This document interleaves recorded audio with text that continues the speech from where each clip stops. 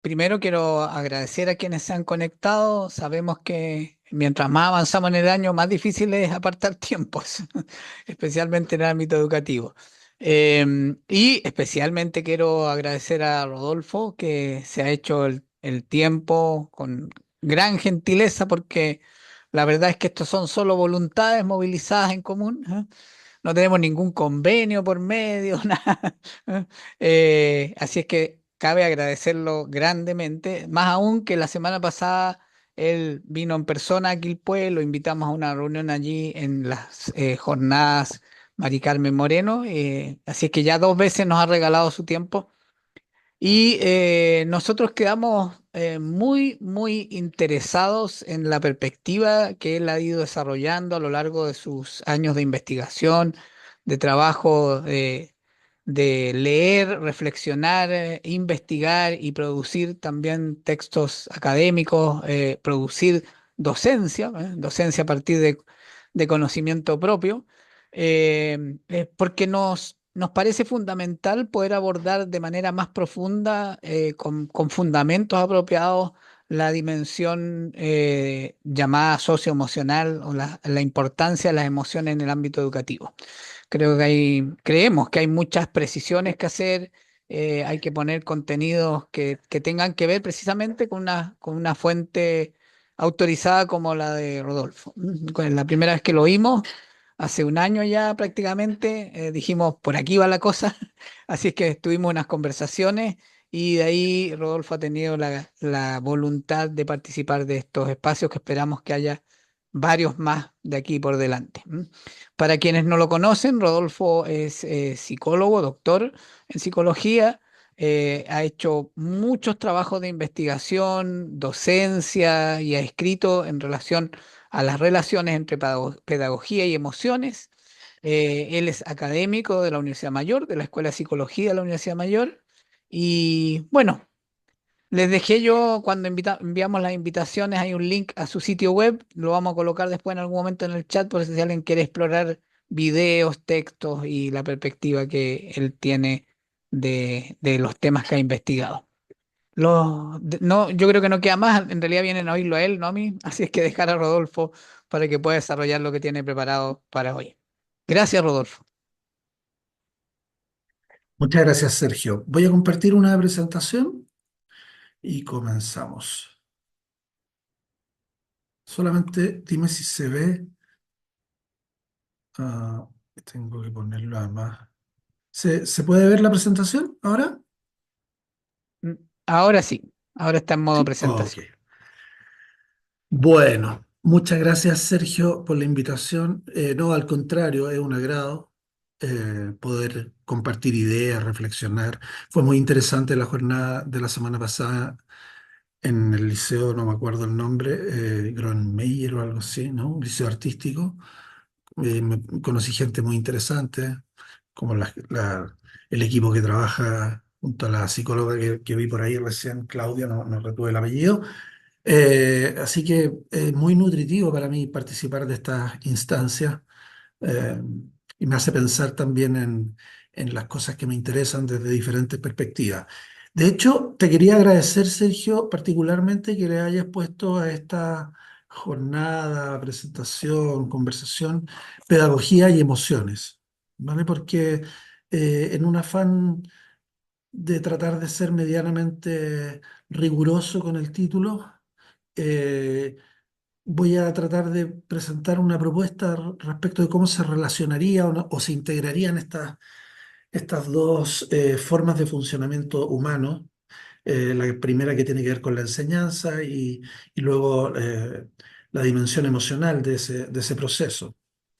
Eh, Eso me llevó a mirar nuevas cosas, eh, nuevos autores también, para reforzar algunas ideas que tengo y por eso digo que esto siempre es nutritivo también para quien eh, tiene, digamos, el rol de presentador, que pareciera que no está aprendiendo en ese momento, pero en verdad quien más aprende probablemente sea el que está presentando.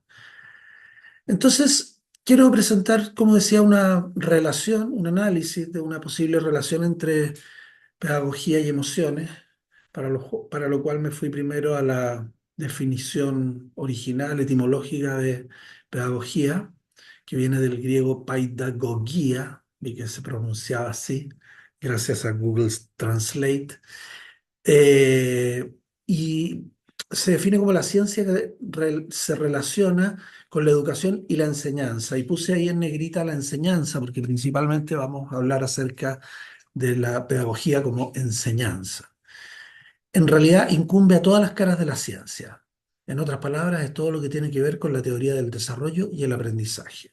Entonces aquí ya se pueden apreciar algunas cosas interesantes relacionadas con lo que yo quiero tratar en esta tarde. En primer lugar, que podría haber una ciencia de la pedagogía, cuestión que, como veremos, es también hasta cierto punto debatible, y que esto tendría que ver, entre otras cosas, principalmente con la enseñanza. Me interesa mucho la idea de la enseñanza como proceso cognitivo, porque cuando uno va a los manuales de psicología, no encuentra la enseñanza como proceso cognitivo. Es decir, ¿qué hace un profesor o una profesora cuando enseña? ¿Cuál es el tipo particular de ejercicio mental, de actividad cognitiva que se pone en juego cuando alguien le enseña a otro u otros, ¿no? Entonces, vamos a ver que parece ser que esto tiene mucha relación con algunas características esenciales de los seres humanos. La pedagogía no sería tanto algo técnico que aprendemos a hacer de una cierta manera, sino que más bien es probable que tenga que ver con características muy intrínsecas, muy propias, muy definitorias de aquello que entendemos por un ser humano.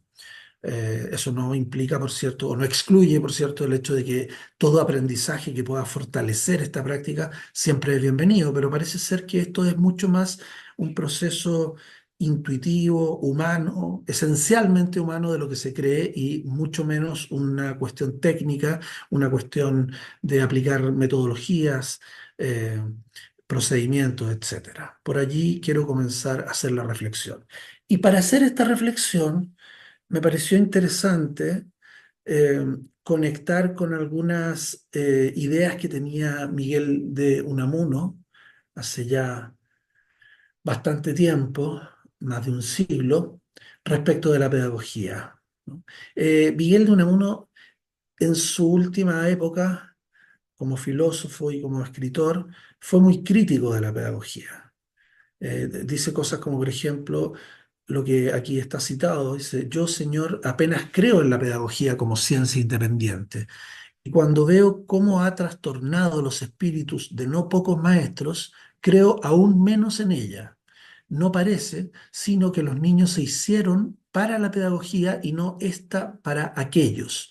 Los convierten en algo a modo de ranas o conejillos de India de fisiólogos.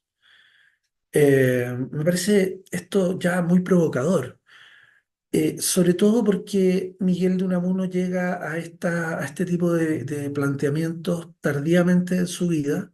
Bueno, no tan tardíamente en verdad, pero ya después de algunos años de haber tenido exactamente la posición opuesta a lo que está diciendo acá. Él, en su origen, en sus primeros años como filósofo, es un positivista acérrimo y por lo tanto cree mucho en una pedagogía eh, más cercana a lo que hoy podríamos llamar conductista, y que entiende la enseñanza como un proceso lineal, vertical, de traspasar conocimientos a otros de manera unilateral, ¿no? Pero a partir de una experiencia que tiene cerca de los 33 años o algo así, que es la muerte de un hijo, comienza a reflexionar mucho y entra en una crisis existencial que, según leí, tiene que ver, entre otras cosas, además de la crítica muy fuerte a la pedagogía, con la escritura de su novela Niebla, que yo no me recordaba, pero buscando información ahora, la leí, como le puede haber pasado a muchos de los que están acá, durante mis años escolares, y me encantó, pero probablemente no entendí, seguro, no entendí toda la profundidad que había allí. Eh, se hace la pregunta, Miguel de Unamuno, de la posibilidad de desarrollar una existencia que tenga sentido, una existencia que no sea una existencia mecánica, determinista y científica en el sentido del positivismo, y comienza a plantearse la idea de que de esa forma es imposible el desarrollo del ser humano y es imposible alcanzar la felicidad. Y ahí es donde entonces aparece también la crítica a la pedagogía y aparece también este libro, este libro que es muy interesante ya el título, Amor y Pedagogía. Este libro, a pesar del título que sugiere como un tratado analítico acerca de la pedagogía y su relación con el amor, es una novela en verdad. Yo no la conocía, pero estuve indagando acerca de qué trata y qué es lo que plantea. Y claro, diversos autores, porque hay varios papers escritos sobre este texto, plantean que lo que Unamuno hace acá es a través de una novela hacer una crítica muy irónica, muy ácida respecto de la pedagogía como algo escindida, algo separada del desarrollo humano. Esta es la historia de Avito Carrascal, un personaje que está buscando desarrollar un hombre eh, perfecto, un hombre científico, con todo lo que esa palabra eh, involucra, sobre todo en esa época, de ser un ser completamente racional, un ser completamente lógico, y entonces engendra un hijo y pretende que ese hijo sea educado bajo ciertos principios pedagógicos inspirados en la ciencia, con el afán de que él se transforme en una persona perfecta, en una persona rigurosa con el pensamiento, en una persona lógica. Y bueno, van pasando diferentes cosas a través de la trama, que algunas las averigüé, otras no las sé y tampoco voy a hacer spoiler, pero evidentemente se va dando cuenta que esto es imposible, entre otras cosas porque su hijo conoce a un filósofo que comienza a mostrarle otra perspectiva de la vida muy distinta al tipo de educación que él estaba recibiendo. Y bueno, uno puede observar que aquí en el fondo hay una crítica a la idea de el conocimiento, la idea de la ciencia y la razón como algo que está separado de la emoción, ¿no? En este caso, el amor, pero podríamos pensar en la emocionalidad en un sentido más amplio, ¿no? Esa idea de que se puede enseñar sin emoción, o que más bien la enseñanza y el aprendizaje son procesos que en su esencia no contienen propiedades emocionales, sería una idea incorrecta, sería una idea que está más bien creada artificialmente, que no tiene que ver con cómo funciona la mente humana, y que lejos de generar un conocimiento profundo y un desarrollo en los seres humanos, termina frenando sus tendencias más profundas hacia el bienestar, la felicidad y el conocimiento. Entonces es una crítica muy irónica, como digo, porque es una novela que tiene ese tono respecto de una pedagogía escindida de las emociones. Rodolfo, ¿Sí? hay una barra gris en la parte de abajo que tapa buena parte de la diapositiva. Ah, Estaba perfecto. esperando A el momento ver. de no interrumpirte para... No sé si es la presentación que me enviaste, si prefieres la proyecto yo. No, no, Ahora sí es no. distinta. No, Ah, ahí no, bajó. no sé. Ahí Ahí bajó. bajó, ¿no? Ahí, ya ahí Ah, molesta menos. es menos, sí. Es el menú que yo tengo acá, pero no sé Ah, cómo se puede ocultar más. Pero ahí ya no molesta, ¿no? sí, no, ahí ya quedó mucho más pequeña. Perfecto. Entonces, Unamuno va mucho más allá de hacer una crítica únicamente, eh, s- y avanza incluso hacia la idea de desarrollar un movimiento antipedagogista, lo llama él, ¿no? Y pronuncia un discurso que, bueno, había sacado algunos extractos, pero finalmente decidí no ponerlo porque podía alargar mucho la presentación, pero en las Cortes Constituyentes de la República en 1931, en el Senado, digamos, de la época, pronuncia un discurso muy ácido, haciendo una crítica fuerte a la idea de una pedagogía de la manera que la he descrito anteriormente, ¿no? Eh, entonces, me pareció muy inspirador todo lo que él dice. Y por ejemplo, habla de que hay demasiados catedráticos, demasiados maestros, ¿no? Y que esto daña la libertad humana. Dice que él quisiera liberarse de este triste pliegue que no nos deja ver las cosas con bastante claridad. Donde quiera que el ejército ha abusado, se ha formado un partido antimilitarista. Donde el clero ha abusado, se ha formado un partido anticlerical. Nuestros hijos, nuestros nietos conocerán en España, pensaba él, un partido antipedagogista, porque yo temo mucho a la pedantería de los que nos arrogamos el sacerdocio de la cultura, ¿no?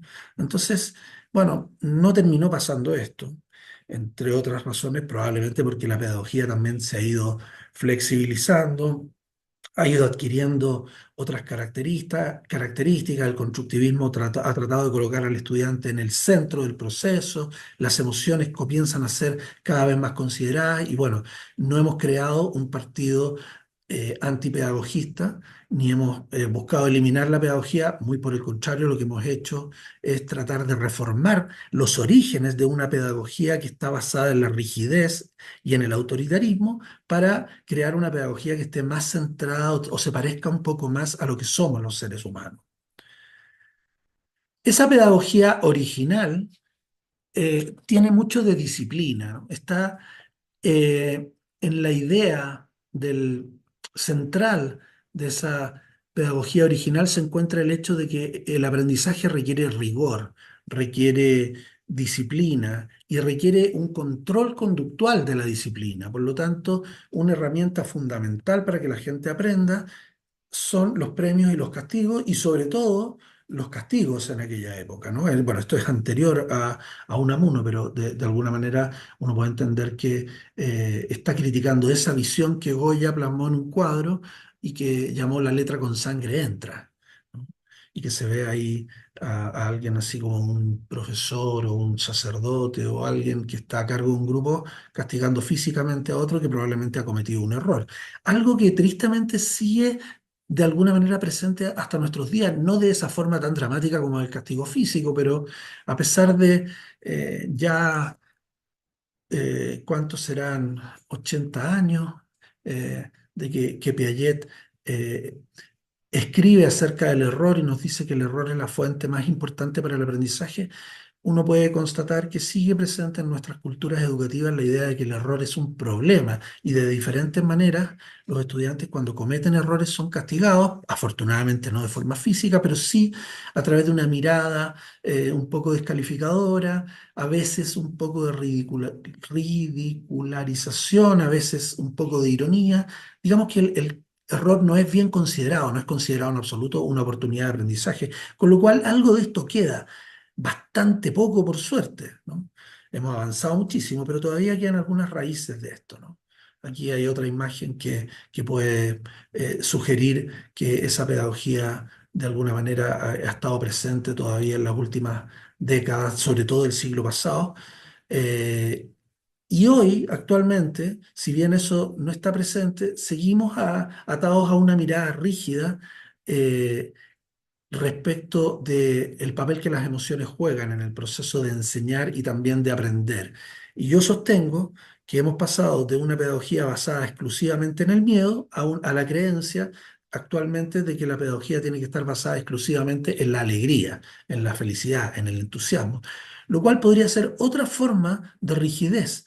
De otra manera de ver la enseñanza como un proceso que está escindido de las emociones y sobre el cual las emociones solamente actúan como un factor que influye. Pero no, lo que no hemos logrado actualmente es cambiar esa visión de la pedagogía y comenzar a verla como un proceso que es intrínsecamente emocional, ¿no? Tal vez en reacción a esa pedagogía dura, rígida, autoritaria, basada en el miedo, hemos creído actualmente que debemos formar una pedagogía, crear una nueva pedagogía basada en la felicidad. Pero esa idea de la pedagogía basada en la felicidad es igualmente rígida porque sigue concibiendo las emociones como algo que está fuera del proceso de enseñanza, como algo que es influido por las emociones, pero no está constituido por emociones como yo quiero destacar en esta presentación. Ay, sí. apagó el video, pero bueno, quiero que lo veamos ahora. De hecho, en un estudio clásico de las escuelas realizado en Suecia en el año 1930, Willy Sjöhaus detecta varias formas de sufrimiento en la escuela. Estudió 78 narrativas preguntándole a la gente de qué sufriste más en la escuela y encontró 13 categorías de sufrimiento asociadas a diferentes aspectos: el castigo corporal, la falta de humanidad, un excesivo intelectualismo, problemas de amistad o de relaciones, prejuicios, lo que él llama derechos de personalidad, que hoy entenderíamos más bien como una discriminación por la diversidad, desprecio, sarcasmo, esa excesiva atención al logro como único motor, mofas, etcétera. Muchas cosas que formaban parte de lo que él identificó como el lado oscuro de la educación, los lugares oscuros, oscuros de la educación, ¿no? Asociados a distintas formas de sufrimiento. Como digo, probablemente hemos cambiado fuertemente esa mirada, aunque no por completo, que todavía siguen presentes varias formas de ironía en la sala de clases, y en otros casos hemos transitado hacia la idea exactamente opuesta de creer que todo tiene que ser felicidad, motivación y entusiasmo en el aula, pero no hemos logrado desarrollar una pedagogía que integre las emociones como un elemento constitutivo de los procesos de enseñanza. Desde este punto de vista, la enseñanza sigue siendo un proceso de transmisión lineal de información, un proceso que es principalmente lógico y que por lo tanto para que funcione bien tiene que contener explicaciones que sean rigurosas, discursos que sean rigurosos por parte de los profesores y profesoras. Las cosas tienen que estar bien explicadas, bien desarrolladas, y si eso ocurre, entonces de manera mecánica los aprendizajes se producen en los estudiantes, ¿no? Es un proceso además visto como algo técnico que depende de la aplicación de procedimientos, básicamente, y no tanto de contactar con el otro. Y tiene características objetivas, es decir, se asume que cuando se enseña un contenido no lo estoy enseñando desde una perspectiva particular, sino que estoy enseñando la realidad tal cual la realidad es desde el punto de vista del aprendizaje, ya no de la enseñanza. El aprendizaje es visto como un fenómeno principalmente conductual, es decir, haber aprendido consiste en dar respuestas correctas frente a un instrumento de evaluación. Es visto como un proceso del todo o nada, es decir, o se aprendió o no se aprendió, digamos. Y si se aprendió, uno es capaz de responder correctamente en un proceso de evaluación, y si no aprendí, no soy capaz de dar respuestas adecuadas. Pero no se logra ver los matices del proceso de aprendizaje en esta mirada en blanco y negro. Y consiste en una copia de la realidad de características objetivas y también mecánicas. A pesar de ya varias décadas de constructivismo, la investigación que se ha realizado sobre las concepciones que tienen tanto los profesores y profesoras como también los estudiantes acerca de los procesos de enseñanza y aprendizaje muestran que siguen primando estas miradas. Esto entronca con algunas visiones teóricas acerca de la enseñanza, ¿no? Hemos ido pasando lentamente desde un paradigma que se llamó proceso-producto, que es básicamente la idea conductista de que si los profesores y profesoras hacen las cosas de una determinada manera, van a obtener entonces también determinados resultados. Aplicar ciertas técnicas, ciertas metodologías en el aula tiene por consecuencia obtener buenos resultados de aprendizaje, ¿no? Esa es la idea central de esa mirada, que evidentemente se encuentra muy en discusión porque sabemos que la enseñanza y el aprendizaje no funcionan de esa manera, pero también algo queda todavía de esa mirada como resabio de, de un origen muy basado en esta pedagogía que he descrito en las diapositivas anteriores. Pero estamos transitando lentamente hacia la comprensión de que la buena enseñanza no tiene que ver tanto con aplicar técnicas o metodologías, sino que más bien con tener profesores que son capaces de reflexionar sobre su práctica e ir tomando decisiones adecuadas respecto de lo que está ocurriendo en el aula a partir de las reflexiones que realizan, ¿no? Ese es el llamado pensamiento, paradigma del pensamiento del profesor de Schoen. El problema que esta nueva mirada tiene, que ya no es tan nueva, por cierto, es que se concibe al profesor como un profesional reflexivo en el sentido explícito de la palabra. Es decir, el buen profesor o profesora ya no sería alguien que aplica técnicas exclusivamente o procedimientos, sino que es capaz de pensar en el aula y tomar decisiones de manera reflexiva. Pero todo esto es visto como un proceso explícito, como si los profesores y profesoras tuvieran tiempo para aplicar teorías y razonar en base a esas teorías para saber qué hacer con los estudiantes momento a momento durante el proceso de enseñanza-aprendizaje. Y sabemos que en verdad el proceso de enseñanza-aprendizaje es muy rápido. Todo lo que ocurre en el aula es muy dinámico, es muy complejo porque es multicausado, tiene diferentes aristas y por lo tanto muchas veces no hay tiempo para reflexionar de esta manera en el aula. Por lo tanto, la mirada más nueva, que tampoco es que sea tan nueva, pero de principios de los 2000 más o menos, comienza a pensar que el buen profesor o la buena enseñanza que se deriva de ese buen docente es más bien un proceso implícito y se desarrolla una idea de el profesor como un profesional intuitivo. El paradigma del profesor intuitivo lo que sostiene es que la buena enseñanza consiste en ir tomando decisiones de manera muy rápida, de manera inconsciente y muy basado en las emociones que los profesores y las profesoras están experimentando en el aula y que actúan como una guía para tomar decisiones momento a momento en función de lo que va ocurriendo. Entonces, para explicar esto, bueno, me planteé, digamos, la pregunta de qué papel jugaría la intuición y las emociones en la enseñanza a partir de una reflexión que hace nuestro querido Francisco Varela, ya fallecido hace varios años, pero que nos dejó muchas lecciones muy inspiradoras. Una de ellas es una reflexión que hace en el libro de Cuerpo Presente acerca de cómo funcionan los procesos cognitivos. Francisco Varela era un convencido de que la cognición no consiste en representarse las cosas explícitamente con la forma de teorías que uno maneja en la mente a partir de palabras y reglas que yo tengo incorporadas en mi cerebro. Él creía que el mecanismo de la cognición humana era mucho más corporal, mucho más situacional y denominaba esto el paradigma enactivo. Y para provocar respecto de este tema, tiene una figura que me parece muy interesante, que es la del, le puse aquí los estudios de geometría del Martín Pescador, que es este ave que captura peces en el agua, ¿no es cierto? Que se sitúa en la altura, por ejemplo, de un árbol, de un roquerío, etcétera, y mira y observa un pez que está nadando por ahí feliz en un río, en el mar, y de pronto se lanza en picada y logra capturarlo. Por eso Martín Pescador. El problema que tiene Martín Algunas, Pescador es el problema de la refracción de la luz que se puede ver en esta imagen de este lápiz que parece que estuviera quebrado, ¿no?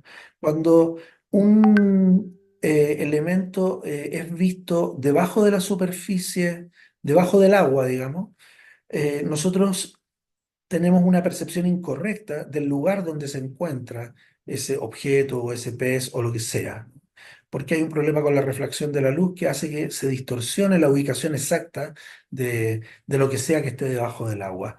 Y para poder saber exactamente dónde se encuentra un pez que está debajo del agua y que yo estoy mirando desde arriba, uno tiene que manejar la ley de Snell-Descartes. La ley de Snell-Descartes es una fórmula que se utiliza para calcular el ángulo de refracción de la luz cuando atraviesa una superficie que separa dos medios, ¿no? Como puede ser el agua. Entonces, esta fórmula que tiene cierta complejidad sería lo que permite saber exactamente dónde se encuentra un objeto que yo veo en un lugar en el cual realmente no se encuentra. ¿Bien?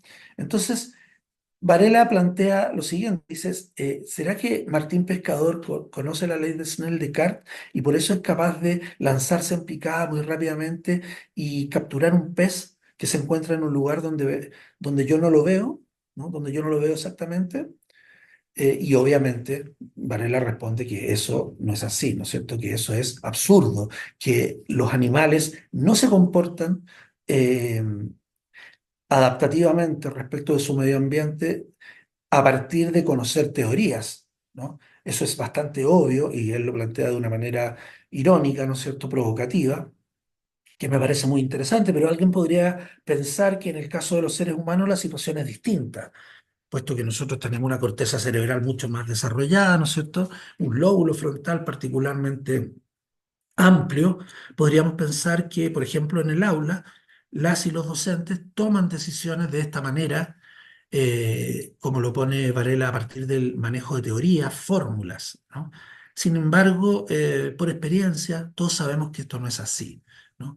Esta profesora, por ejemplo, enfrente de un grupo de niños, eh, suponer que ella toma decisiones a partir de hacer un cálculo matemático o utilizar algo así como una planilla de Excel es una imagen absurda. Lo más probable es que las cosas en la mente de esta profesora no ocurran de esta forma. No lo podemos ver, pero sí tenemos nuestra propia experiencia. ¿Y qué es lo que nos dice nuestra propia experiencia? Nos dice dos cosas. Primero, que el aula es un lugar demasiado rápido como para que yo pueda aplicar teorías o fórmulas de esa manera. Es un lugar demasiado complejo, demasiado dinámico, como para poder hacerlo de esa manera, ¿no es cierto? Las cosas ocurren tan rápidamente que uno tiene que tomar decisiones en microsegundos para saber cuándo formular una pregunta, cuándo hacer una pausa, cuándo cambiar el tono de voz, cuándo invitar a un alumno a que me responda algo, etcétera, etcétera. Todas esas cosas que profesores y profesoras hacemos todos los días, la mayoría del tiempo sin darnos cuenta y sin saber siquiera muy bien por qué hacemos lo que hacemos, pero funciona, ¿no? Probablemente esto tiene que ver con observar el lenguaje no verbal de nuestros estudiantes y darnos cuenta de las emociones que ellos y ellas están sintiendo momento a momento, ¿no? Entonces, aquí hice, digamos, este dibujo para explicar que probablemente esta profesora está mirando a sus estudiantes y está observando en ellos diferentes claves emocionales que le van a permitir saber qué hacer con cada uno de ellos, idealmente. Entonces puede que observe que algunos están distraídos pensando otra cosa porque tienen una gestualidad que así me lo sugiere, o tal vez hay otro estudiante que pudiera estar angustiado, tal vez por algún problema, o entre otros hay algunos que se encuentran interesados por lo que la profesora está diciendo, involucrados incluso, mientras que hay otros que tal vez están buscando diversión, ¿no es cierto? Jugando con sus compañeros, interactuando con sus compañeros, etcétera, etcétera. El punto es que la profesora, casi sin darse cuenta, lo que hace es observar estas claves no verbales y toma contacto con estas claves a partir de lo que algunos autores han llamado un proceso de simulación encarnada. Es decir, ella, a partir de colocar en acción sus neuronas espejo, realiza un proceso de imitación del lenguaje no verbal de sus estudiantes para poder, a partir de esa simulación interna que hace, poder experimentar algo parecido a la emocionalidad que los niños y niñas están teniendo. Entonces, muy rápidamente y sin darse cuenta, esta profesora entra en un proceso de mimetismo o contagio emocional. Comienza a empatizar con sus estudiantes, a veces, la mayor parte del tiempo digo, sin darse cuenta de que esto está ocurriendo, y esa empatía la lleva a saber qué hacer. Dirige su toma de decisiones y su conducta en el aula, ¿no? Hay un proceso de compartir primero expresiones de lenguaje no verbal, formas de lenguaje no verbal, a partir de poner en funcionamiento las neuronas espejo, y luego una mímica automática. Si pusiéramos un espejo o midiéramos a partir de un instrumental adecuado la actividad de los músculos desde la cara de la profesora, veríamos que hay una sincronía entre los movimientos de los músculos de la cara de un estudiante que ella está observando y su propia musculatura. Es decir, si el estudiante de alguna manera se sonríe, En la cara de la profesora también se activan, aunque con una intensidad un poco menor, los músculos que posibilitan su propia sonrisa en el rostro de la profesora. Se produce entonces una mímica que surge de, de la activación de grupos musculares similares a los que ve activados en sus propios estudiantes. Y este proceso le permite, de alguna manera, experimentar una suerte de contagio emocional. Le permite sentir algo parecido a lo que el estudiante o la estudiante tiene, ¿no? Eso es lo que finalmente se traduce en empatía. Y es que logro, de alguna manera, ponerme en los zapatos de mi estudiante y entender que está teniendo algo así como angustia, algo así como rabia o interés en lo que yo estoy hablando, etcétera. Y finalmente desarrollo una idea que me dice qué hacer, ¿no? Si veo que este estudiante está interesado, tal vez puedo profundizar en la materia, tal vez puedo hacerle una pregunta que indague sobre algún aspecto más específico respecto de lo que estamos trabajando. Y asimismo, si observo que hay otro estudiante a partir de su mímica que aparece como alguien que está desconectado pensando en otra cosa, a partir de este proceso de mímica, yo detecto empáticamente su estado emocional y entonces sé que de alguna manera tengo que traerlo de vuelta a la clase. Entonces el proceso es principalmente emocional, es principalmente un proceso no verbal o un proceso corporal. ¿Ya? Hay una metacomunicación que opera en paralelo al lenguaje digital o lenguaje verbal o lenguaje simbólico que utilizamos en la clase. Por lo tanto, el proceso no consiste únicamente en decir cosas y escuchar cosas de mis estudiantes. El proceso consiste en hacer eso, pero además tratar de entender el sentido último de lo que está ocurriendo a partir de la observación de los estados emocionales de los estudiantes y a partir también de mi propia expresión emocional que de alguna manera metacomunica, es decir, da un trasfondo respecto de lo que estoy diciendo. Y entonces apoya que una idea es más importante o menos importante, eh, critica una idea que no me parece correcta, cuestiona, formula preguntas, interrogantes respecto de cosas que todavía no están completamente claras y así, de diferentes maneras, a través del lenguaje no verbal de estudiantes y profesores, se va configurando lo que algunos autores han llamado una plataforma intersubjetiva, ¿no? Es decir, vamos consensuando ideas, representaciones, conocimientos. El proceso, como digo, es un proceso que es mucho más complejo que simplemente dar buenas explicaciones. Y es intrínsecamente un proceso de características emocionales. No es un proceso puramente lógico, no es un proceso puramente intelectual, sino que y ni tampoco es un proceso que está acompañado únicamente de emociones. La construcción de las ideas y del conocimiento compartido entre profesores y estudiantes es un proceso de características intrínsecamente emocionales. Bueno, eso es más o menos lo que les quería decir. No sé cuánto rato me he tardado, Sergio, pero ahora tendríamos un tiempo, entiendo, para poder compartir a través de preguntas, de reflexiones, etcétera. Muchas gracias. Gracias, Rodolfo. Sí, muy bien en el tiempo como para tener efectivamente ahora la oportunidad de compartir algunas preguntas que pueda haber. Lo podemos hacer libremente. Abren su micrófono o levantan la mano si hay muchas para ir dando el orden para quien quiera preguntar algo. Yo me voy a reservar algunas para después. Muy bien.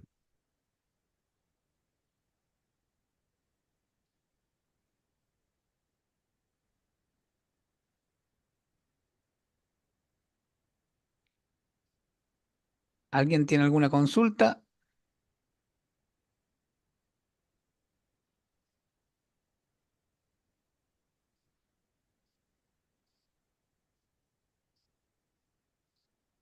Parece que estuvo muy claro.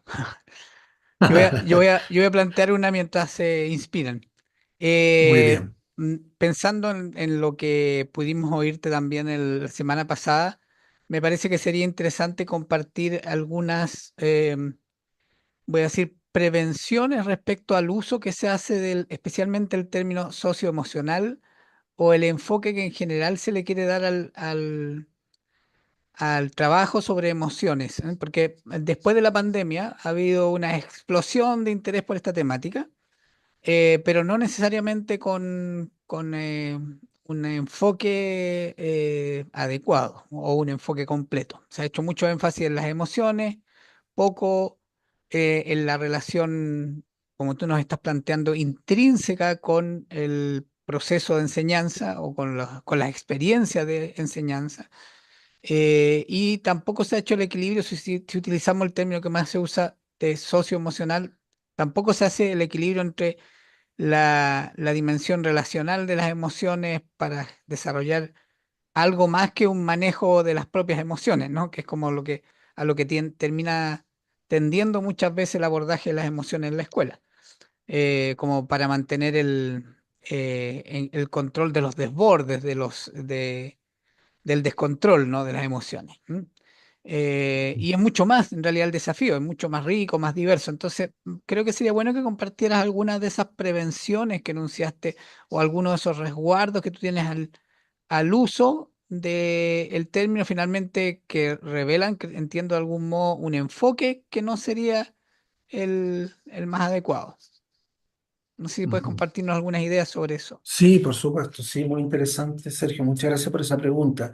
Bueno, yo no me quise centrar ahora exactamente en ese tema porque fue algo que hablamos la semana pasada y entonces pensando que podía haber alguien que se repitiera el plato, no quise entrar en esa lógica, pero efectivamente ese es un tema muy, muy importante desde mi punto de vista y es que los últimos años se ha desarrollado en el mundo el concepto de educación emocional.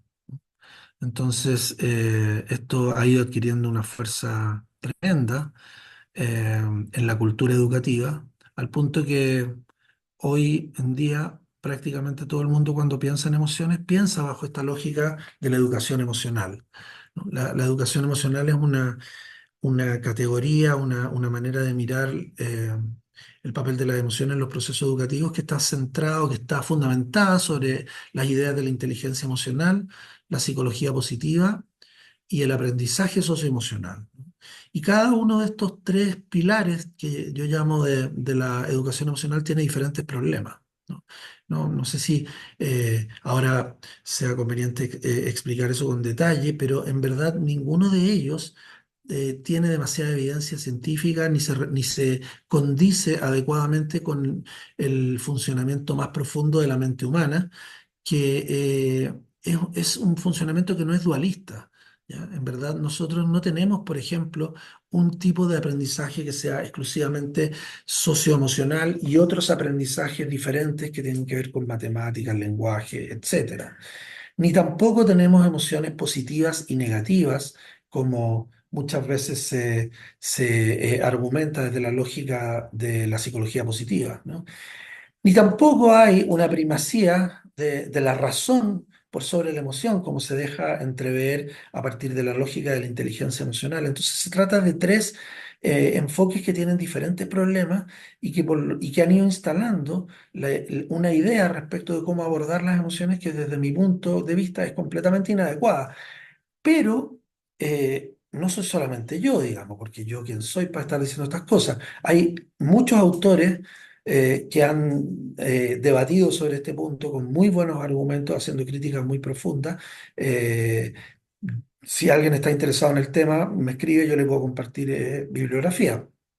El punto es que esto ha llegado a adquirir tal relevancia en nuestro sistema educativo que hoy nos es muy difícil salir de esta mirada y empezar a mirar las cosas desde otro punto de vista, porque ya se ha asimilado que emociones es sinónimo, en la escuela, es sinónimo de educación emocional. Entre otros problemas que esto presenta, se encuentra la idea de que hacer educación emocional es hacer una cosa específica. Y yo sostengo que en verdad toda educación es emocional, ¿no? Porque si entendemos que, por ejemplo, la enseñanza, tal cual he tratado de plantearlo yo acá, es un proceso de características emocionales, entonces en verdad enseñe yo lo que enseñe, siempre estaré haciendo una educación que es emocional. No necesito tomarme un tiempo específico para hablar acerca de las emociones para que esté educando emocionalmente. Esto está implícito y presente siempre en cualquier proceso educativo. Ahora mismo aquí hay emociones.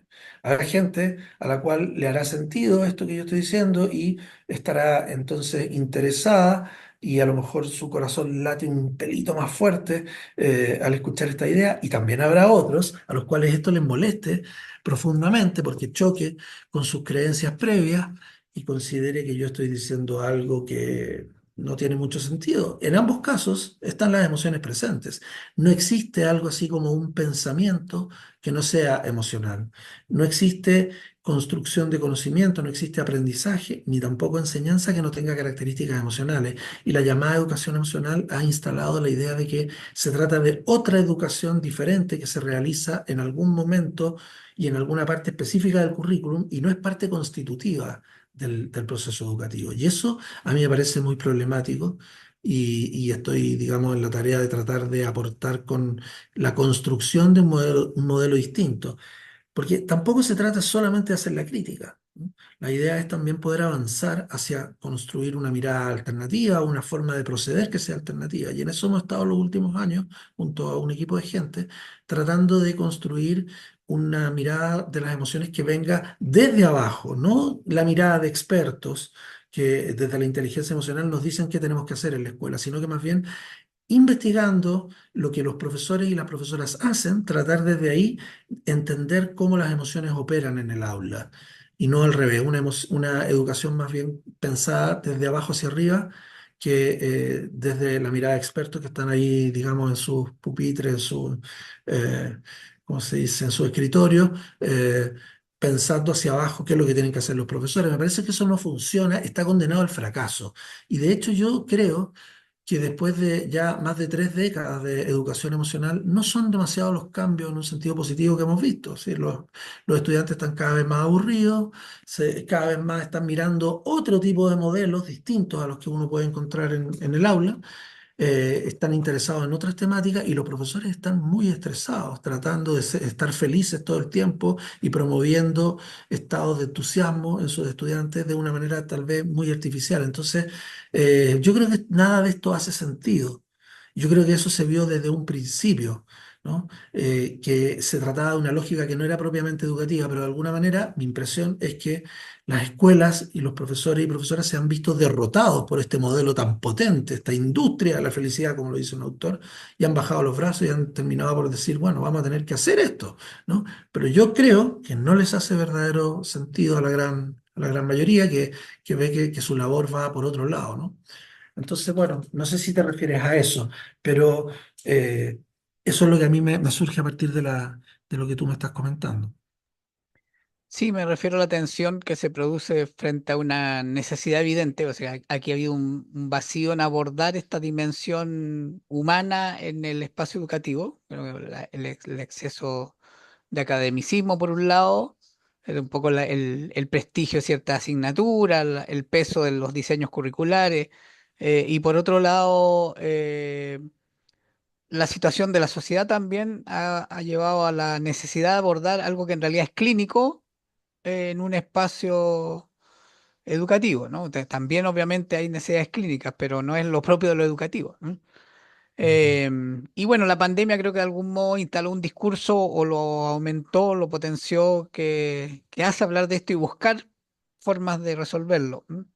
Eh, me resulta bien interesante saber, no he alcanzado a leer mucho todavía de tus textos, pero saber, lo comparto así con los demás, que algunos de tus estudios tienen que ver con por un lado, la formación docente y por otro lado también la percepción que los docentes tienen sobre estos temas, ¿no? O sea, cuál es la aproximación bueno, es una muestra obviamente, pero una muestra que nos puede dar alguna idea de qué modo se percibe esto, ¿no?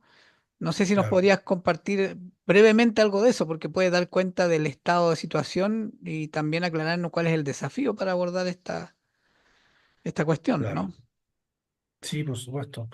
Sí, en esta lógica de ir desde abajo hacia arriba y no venir a imponer teorías psicológicas sobre la educación, Lo que yo hice fue comenzar investigando las concepciones que tienen los profesores y profesoras sobre el papel de las emociones en los procesos educativos, ¿ya? Yo quería saber qué pensaban quienes están ahí en el aula trabajando con los estudiantes, ¿no? Más allá de lo que digan las teorías a este respecto.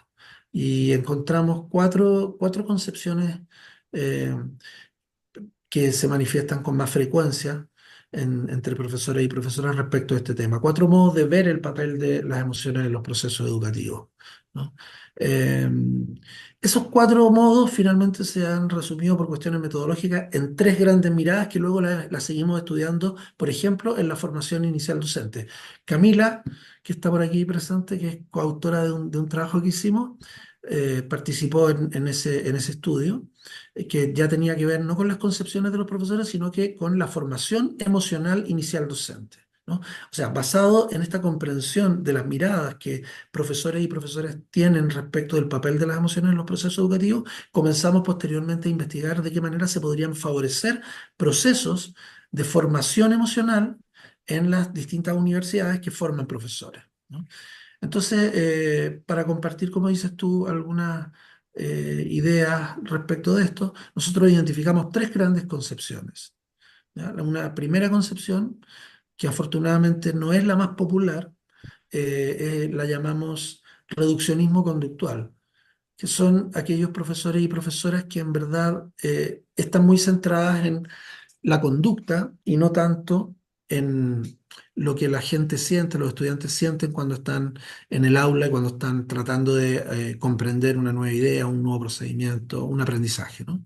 Hay profesores que parecieran no observar tanto la emoción como un estado mental interno privado del estudiante, sino que se centran en el comportamiento que ese estudiante tiene. Entonces, para esos profesores y profesoras, la emoción es la conducta. Entonces, estar triste es llorar, estar enojado es levantar el tono de la voz, eh, y estar asustado es estar inhibido, etcétera, y sin hacer diferencia, digamos, entre el componente conductual, por un lado, y la realidad subjetiva interna que cada persona tiene cuando experimenta una emoción.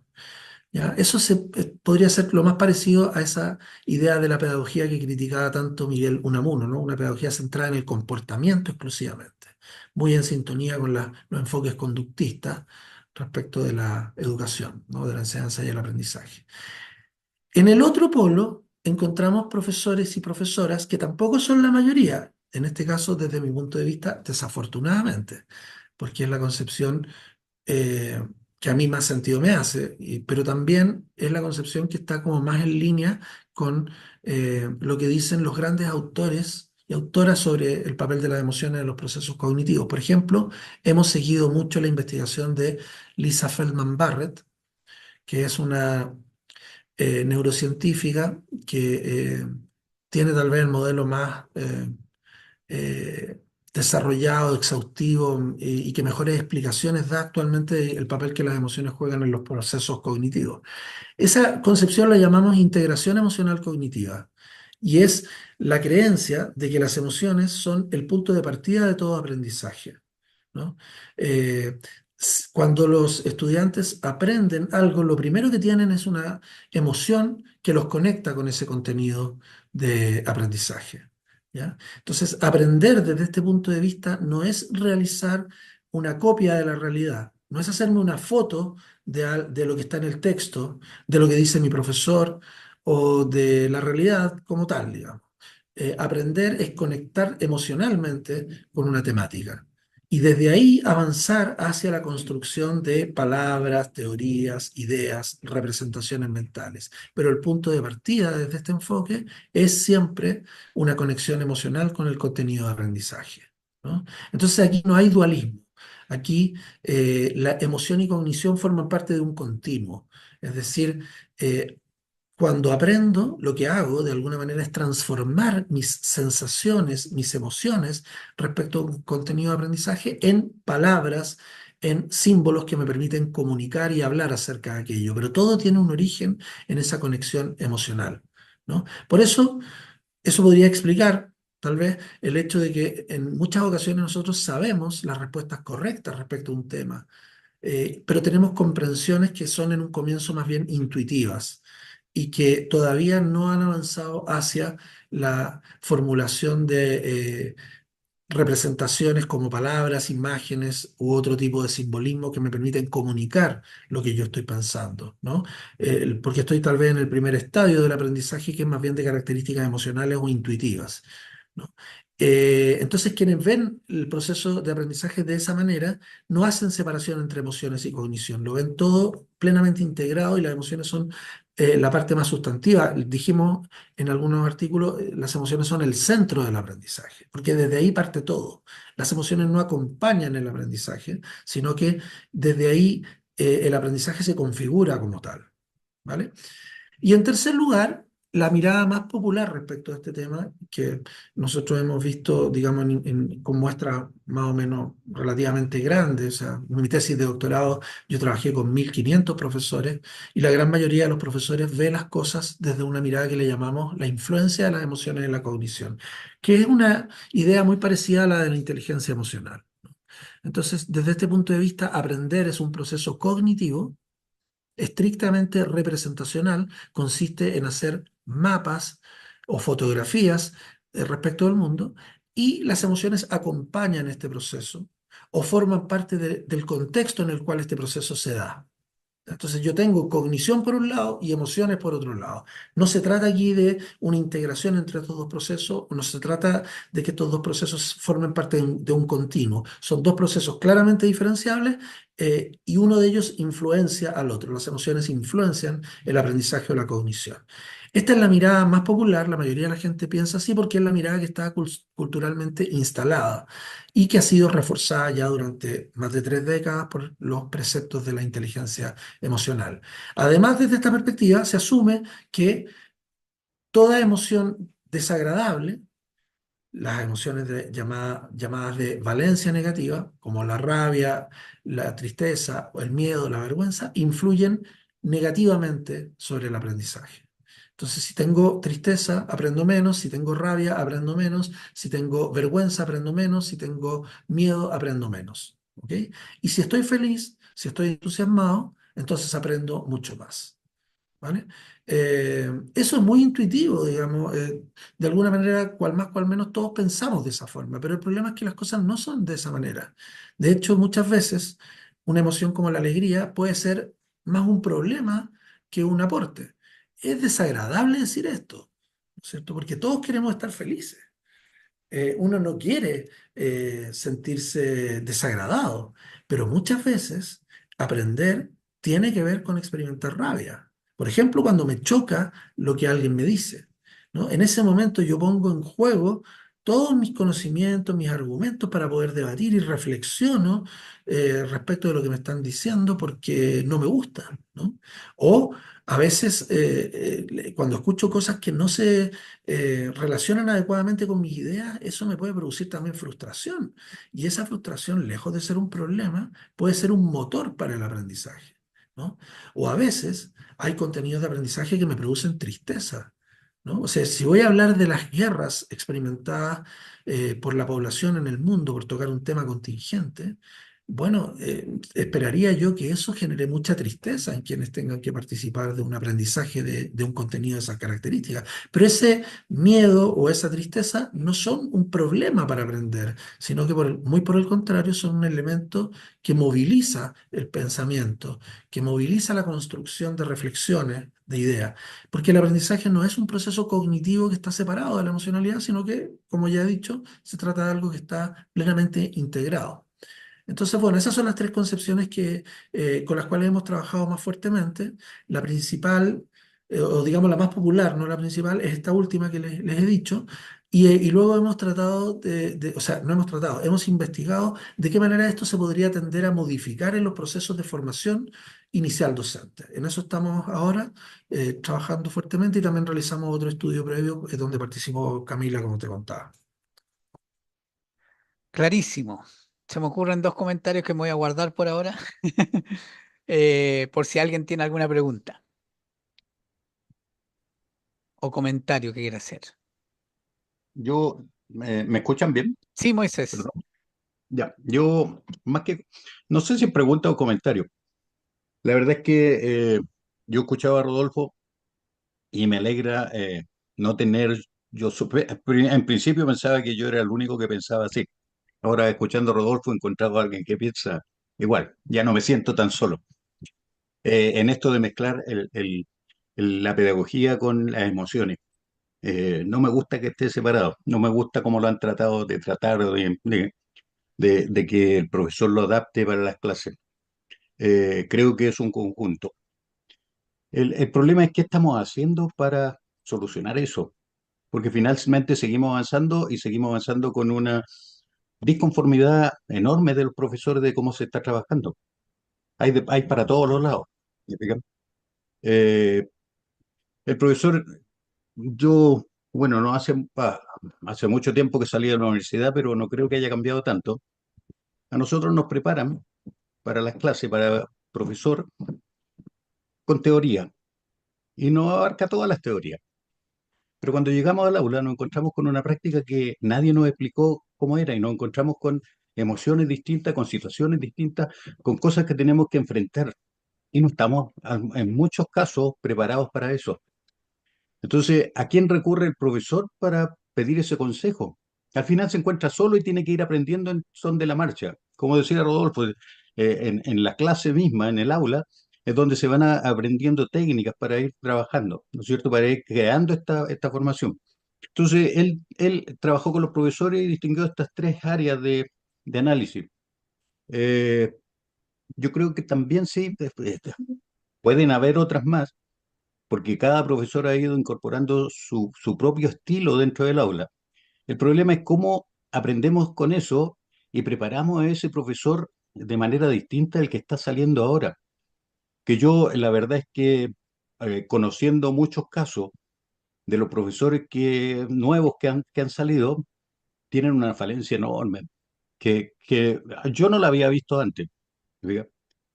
Pero he encontrado una falencia enorme en los profesores que han llegado al aula a trabajar y que en realidad llegan a pedir ayuda en muchos casos o simplemente dan vuelta la espalda y abandonan. Y deciden no, como muchos profesores han decidido abandonar la pedagogía y dedicarse a otra cosa porque no se han encontrado capaz con la realidad que encuentran en el aula. ¿Fija? Entonces, yo creo que hay harto que hacer en esta área. ¿Sí? Esa era mi percepción de acuerdo a lo que plantea Rodolfo. Gracias. Gracias, Moisés. Muchas gracias, Moisés. Yo quería comentar algo sobre lo que dice Moisés. ¿Mm? Bueno, concuerdo plenamente con lo que está señalando, que hay una falencia probablemente en la formación de los futuros profesores y profesoras. Eh, lo que te quería comentar es que justamente eso es lo que estamos investigando ahora. Estamos tratando de entender de qué manera se podrían formar emocionalmente de mejor forma a futuros profesores y profesoras, saliendo de esta mirada dualista que separa emoción de cognición. Y hemos encontrado algunas claves, ¿ya? Estamos trabajando con varias escuelas normales en México, en un proyecto Fondesit, y por otro lado con 6 universidades chilenas para tratar de entender qué tipo de procesos tienen que ver con la formación emocional de los profesores desde un punto de vista no dualista. Y una cosa que aparece como muy importante es el análisis de las biografías escolares de los futuros profesores y profesoras, ¿ya? Porque el sistema educativo tiene una característica que no es propia de ninguna otra profesión, y es que los profesores y profesoras eh, también fueron estudiantes. Y al haber sido estudiantes durante 12 años de escolaridad y luego 4 o 5 en la universidad y muchos más a lo mejor a través de posgrado, fueron acumulando una serie de representaciones implícitas acerca de la educación. Y esas representaciones implícitas acerca de la educación no son siempre o muy pocas veces son reformuladas, resignificadas a través de la formación inicial docente, ¿no?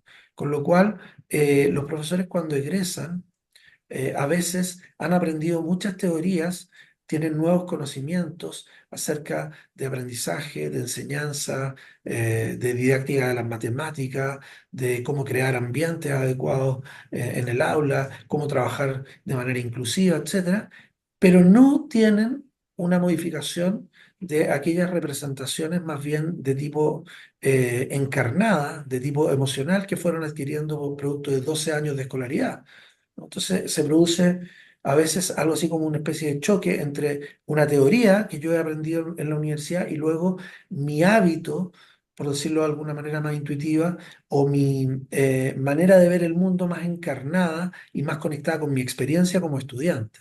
Entonces parece ser que una clave para modificar el estado de las cosas y pensar en una educación que integre de mejor forma las emociones tiene que ver con revisar esas biografías emocionales durante la formación inicial docente. ¿Ya? Esto lo estamos viendo especialmente a propósito de un curso que tienen los mexicanos, que tienen un sistema completamente estatal y que dedica el primer semestre de la carrera únicamente a trabajar con esas biografías. ¿Ya? Luego esto, cuando los estudiantes comienzan a ir a práctica, se activa profundamente. Entonces, cuando uno va al aula, el profesor lo que hace es regresar a un lugar que ya conoce y se activa una especie de cultura latente, una especie de conocimientos implícitos que ellos tienen respecto de cómo funcionan las cosas en el sistema educativo. Entonces, eh, un trabajo que parece ser muy importante para cambiar las maneras de pensar tiene que ver con revisar esas biografías escolares y luego mirarlas a la luz de lo que ocurre cuando los estudiantes realizan prácticas, ¿no? Entonces, esa manera de pensar la formación emocional no tiene nada que ver con las ideas de la inteligencia emocional, ¿no? Que asumen de manera ingenua desde mi punto de vista que lo que la gente necesita es que le hablen acerca de las emociones, ¿no? Esto tiene mucho más que ver, por ejemplo, con la construcción de la identidad docente. Entonces, bueno, quería decirte que algunas pequeñas cositas estamos investigando que tienen que ver con cambiar algunas prácticas y no es que solamente estemos centrados en hacer un diagnóstico y una crítica a la educación emocional, que está muy bien, pero la crítica sola, digamos, es solo un punto de partida, pero tenemos que avanzar hacia maneras de ir modificando las cosas. Excelente, Rodolfo. Mira, lo otro que mientras te escuchaba me surgió de algo que ya se me había olvidado dentro de este pasar. Desde que comencé yo a hacer clases, conocí una diversidad de profesores antiguos, no voy a decir viejos, antiguos, y que varios de ellos ya han fallecido, que tenían un aprendizaje extraordinario. Tenía durante su trabajo, sus años de hacer clases, adquirían una sabiduría que era enorme. Y siempre yo conversaba con ellos y les he dicho, o les decía, que esa sabiduría no se la podían llevar, tenían que compartirla. Nunca encontraron el espacio para hacerlo. Finalmente se lo llevaron, ¿te fijas? Y es algo que no estamos aprovechando lo que aprenden esos profesores que han estado 30, 40 años en un aula y que han adquirido un aprendizaje que no tiene el profesor que se está formando. Y tenemos que aprovechar eso. ¿Bien?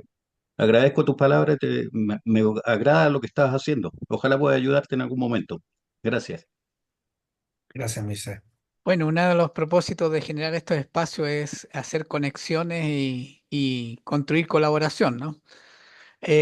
Como para dar tiempo a alguna última intervención, voy a compartir dos cosas que me surgían de la respuesta que hacía Rodolfo a este acicate de poder compartirnos lo que ha sido tu investigación con docentes, ¿no?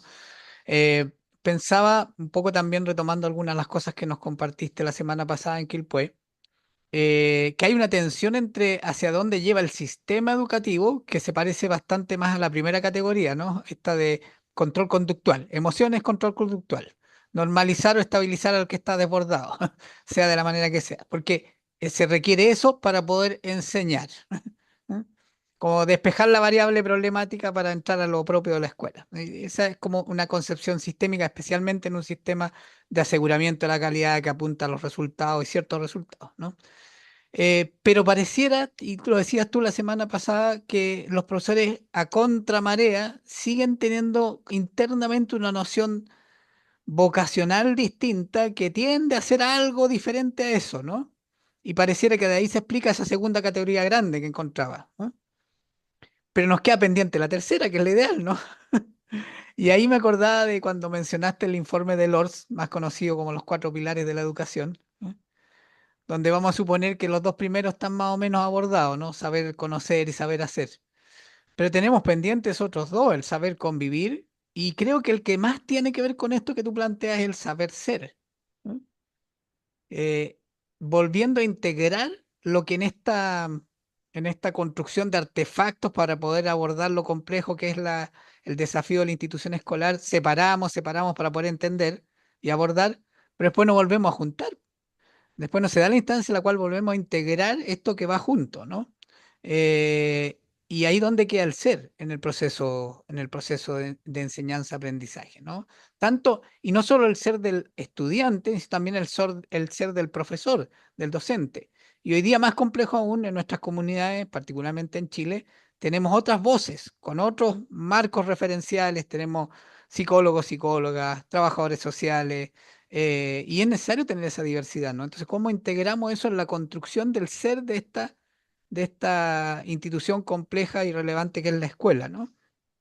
Yo creo que vamos a tener que generar otro conversatorio sobre ya no qué hacer con la formación inicial, sino qué hacer en la escuela que funciona, qué hacer con los docentes que están en la escuela para ir produciendo esa transformación.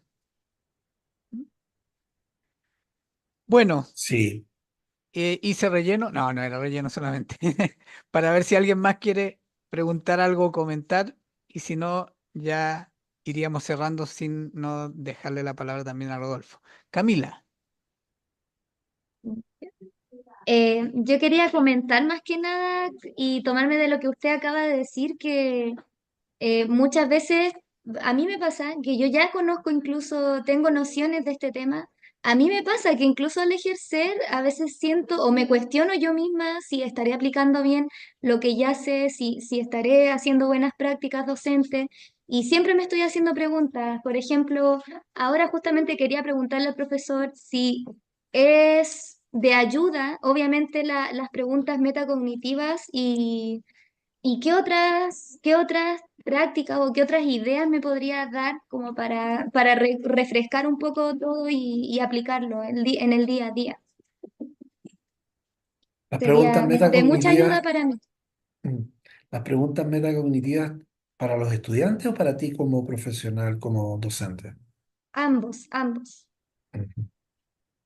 Bueno, todo lo que tenga que ver con observar mis propias emociones, mis propios procesos cognitivos, eh, es el fundamento de este proceso. O sea, Sergio decía que olvidamos el pilar de aprender a ser, ¿no? Y aprender a ser consiste justamente en ir construyendo una identidad. En el caso de los docentes, una identidad docente, pero también una identidad en el caso de los estudiantes. Y eso no se puede hacer de otra forma más que reflexionando respecto de nuestras propias ideas, respecto de nuestras propias maneras de vernos a nosotros mismos, respecto de las creencias que tenemos sobre determinados contenidos de aprendizaje. Entonces, por cierto que ese es un elemento, yo no diría como, esto no es un tip, una pequeña herramienta, yo diría que ese es el centro del proceso educativo.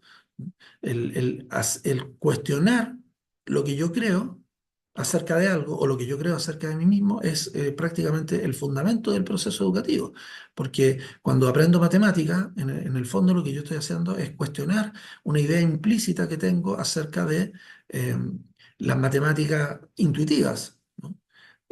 Cuando yo aprendo acerca de educación, lo que estoy haciendo es cuestionar mis creencias previas respecto de cómo funcionan los procesos de enseñanza, los procesos de aprendizaje. Entonces, yo diría que eso es el motor central del proceso, no es solamente algo que uno puede hacer en determinados momentos. Yo creo que eso constituye la esencia misma del aprendizaje, el cuestionamiento sobre las propias creencias. Pozo dice, por ejemplo, que ese es el conocimiento y eso es lo que diferencia al conocimiento de la información. Es decir, tener información sobre algo es tener datos que no han sido reflexionados, que no han sido integrados en una propia perspectiva. Y cuando hacemos metacognición, lo que hacemos es transformar la información en conocimiento. Es decir, le damos un sentido a la información a partir de integrarlo con las ideas que tenemos y de resignificar las ideas que ya tenemos. Así que yo diría, Camila, que eso es mucho más importante incluso de lo que tú misma piensas. Creo que ese es un punto clave, especialmente en la época que vivimos en que se usa mucho manipular la emoción para lograr ciertos resultados de las personas, ¿no? Entonces, dificulta un aprendizaje o una integración sana de la dimensión emocional del ser, ¿no? Porque se manipula mucho en distintos ámbitos, ¿no? Em, bueno, creo que tenemos un desafío por delante, ¿no? Empezar a conversar también de cómo podemos, no solo desde la formación inicial, sino que también en la práctica, ir enfocando de mejor manera esta parte del ser en el enseñar y el aprender, ¿no?